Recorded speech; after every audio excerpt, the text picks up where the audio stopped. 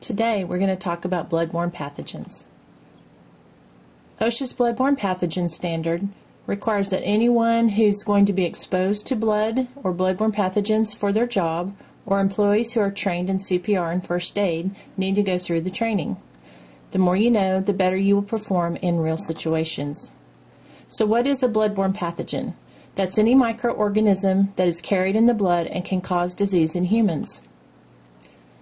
Some specifics are malaria, brucellosis, syphilis, hepatitis B and C, and HIV. Let's talk about HIV. It's the virus that leads to AIDS. It can deplete the immune system, and many times people don't actually die from AIDS. They die from complications of HIV. It does not survive well outside of the body. That's important for you to know so that when you're handling victims or you're working in areas that require decontamination, you understand how a virus functions.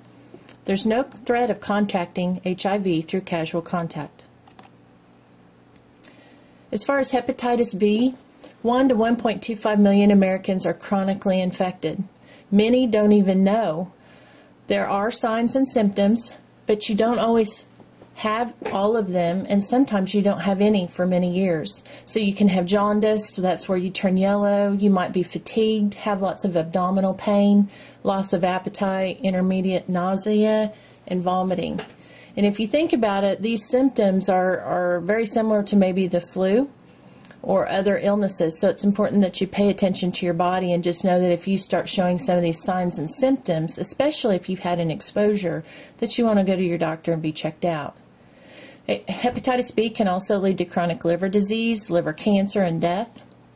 And they started offering a vaccination for Hep B back in 1982. Hepatitis B can survive for at least 1 week in dried blood. So what that means is, let's say that you got your finger cut and you went into the sink and you washed that up and then you put a Band-Aid and some ointment on it, but you didn't go back and disinfect the sink. Let's say that some of that blood got diluted down in the water you're washing your hands with and it dried on the side of the sink. And I come along 3 or 4 days later, wash my hands, and maybe I have a hangnail, and I get that blood in that hangnail area. I have a potential exposure. You could have accidentally exposed me to something that could change my life forever. So it's important when you have an injury. That's why we want you reporting them. The minute ones we're not going to do anything with, but we want to make sure that we go to those areas and we make sure they're decontaminated properly. Hepatitis C is the most common chronic bloodborne infection in the United States. Symptoms are identical to hepatitis B. So again, the only way you're going to know if you have one of these things is to go in and be checked with the doctor. They can tell by a test if you've got hepatitis B or C, and that will tell them how to treat you. So how can you contract the disease? You can get skin tissue or cell cultures, bodily fluids such as blood, saliva, vomit, urine, or semen or vaginal secretions. And you know, a lot of times when we train our employees, we want to give them information they can take home too. So some of these you wouldn't come in contact with at work, but if you have children or you're maybe taking care of parents or elderly, you might have a situation where you would come in contact with these fluids. As far as first aid, never provide first aid to an employee who can administer it to themselves. You can absolutely help provide with the supplies, help them at the first aid kit. You might open the Band-Aid, open the antibiotic ointment, hand them what they need, but if they're able to take care of that injury themselves, you want to let them do that. And you should always treat all bodily fluids as if they are infectious and avoid direct contact. And the reason we say that isn't because we want you treating others differently. That's not the case. But for instance, I myself could be a carrier of a disease, and because some of them don't always exhibit symptoms, I may never know. I could potentially infect you and have no idea that I've done it. So the transmission potential would be contact with another person's blood or bodily fluid that we talked about. Mucous membranes, so your eyes, your mouth, your nose, you want to protect them. That's why we have bloodborne pathogen kits located by your first aid kit at your facility. Non-intact skin, so cuts, abrasions, even acne. In the winter months when our hands get dry and cracked, those are potential areas to have an infection. Open sores, and even contaminated sharps or needles. Not everyone has this exposure, but if you're a diabetic, you may be bringing your needles to work, and we just ask that you would not dispose of those in our trash bags, but instead put them back in your kits and take them home with you and dispose of them properly. Your exposure potential would be that workplace accident, administering first aid, post-accident cleanup, maintenance or janitorial work, or handling of waste products after an injury. You also want to never eat, drink, or smoke in an area where there may be potential exposures for bloodborne pathogens. And this happens or can happen fairly frequently at our facilities because a lot of our sinks are in the break rooms, and that's sometimes the first place we go. You also want to practice universal precautions, which would be the use of your PPE, such as gloves and goggles, face shields, booties. All these things are provided in your bloodborne pathogen kit. You also want to properly clean up. If you are not comfortable cleaning an area, or you're not sure you can get it protected or cleaned up properly, there we go, contact the safety department and we'll come help with that. How to protect yourself with PPE, that would be anything used to protect a person from exposure. And we talked about the gloves or the barriers already. If you find yourself in your vehicle or helping with an accident and you need something and you don't, Walmart bags, Ziploc bags, things of that nature can also be used as temporary barriers. We talked about decontamination, but how do you do that? So when cleaning up surfaces, you can use a 1/4 cup of bleach to 1 gallon of water, and you do an initial wipe up of the exposed area, and then you spray that solution on there, let it stand for 10 minutes, and then you wipe it up.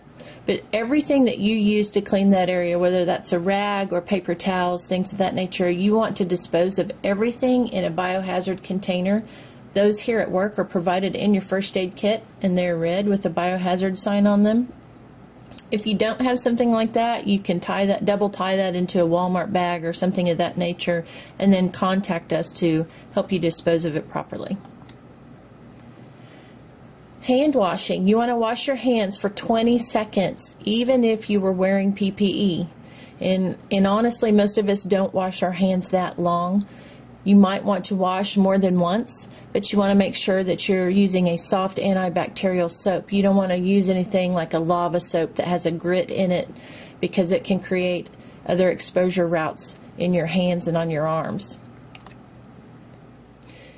You want to make sure that you flush your eyes if you get any bodily fluids in your eyes. And here's some visual examples of things that you might use or encounter at your facility. Each facility has something a little bit different, but you want to wash your eyes for a minimum of 15 minutes. And a lot of times what we do is we just wash our eye until we're comfortable with the time frame or till it feels better, and that's not how it works. You need to do the full 15 minutes. And you want to make sure that if only one eye is contaminated, you keep that eye lower. That way you don't contaminate the second eye. Regulated medical waste is liquid or semi-liquid blood or other potentially infectious materials. They can release blood when squeezed, and they could also include contaminated sharps. You want to make sure that all goes in that biohazard waste bag. As far as signs and labels, we are required to have the correct labeling. That's why we use specific bags for PPE.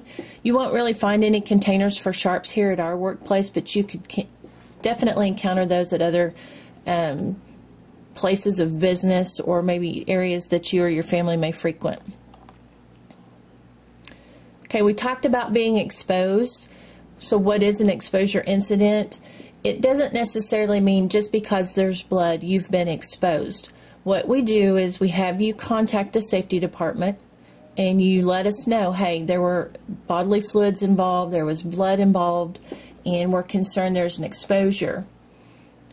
We're looking to see if there's any specific incident of contact with that bodily fluid that could enter your body through mucous membranes, open skin surfaces, things of that nature, where there's actually a true potential for a route of exposure.